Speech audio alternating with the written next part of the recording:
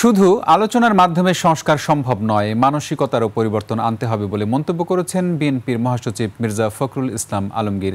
শনিবার বিকেলে ঢাকা রিপোর্টার্স ইউনিটিতে বিপ্লবী ওয়ার্কার্স পার্টির প্রতিষ্ঠা বার্ষিকীর পুনর্মিলনীতে তিনি এসব কথা বলেন।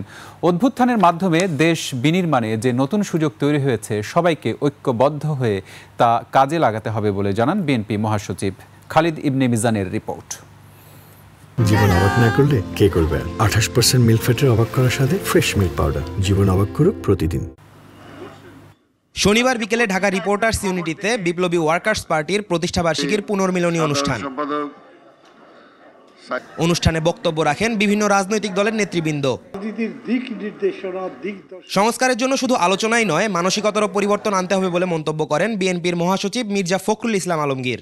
শুধু কথায় বা সংস্কার আপনার আলোচনার মাধ্যমে আমার মনে হয় যে বিশাল কাজ সম্ভব হয় না।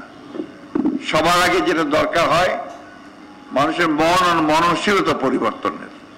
অন্তর্বর্তী সরকারের কাজের প্রশংসা করে তিনি সকল রাজনৈতিক দলকে সরকারের সহযোগিতা করার আহ্বান জানান। অন্তর্বর্তীকালীন সরকার তারা কাজ শুরু করেছেন, নিঃসন্দেহে তারা ইতিমধ্যে অনেক কাজ করেছেন এবং ভালো কাজ করছেন, আমাদেরকে পথ দেখাচ্ছেন। আমরা আশা করব যে আমরা সমস্ত রাজনৈতিক দলগুলো যারা ফ্যাসিবাদ বিরোধী, আমরা সবাই একজোট হয়ে একসাথে আমরা তাদেরকে সহযোগিতা করব। রাজনৈতিক কর্মীদের থেকেই সংস্কার শুরু করা উচিত বলে মন্তব্য করেন এবি পার্টির সাধারণ সম্পাদক আসাদুজ্জামান ফুয়াদ।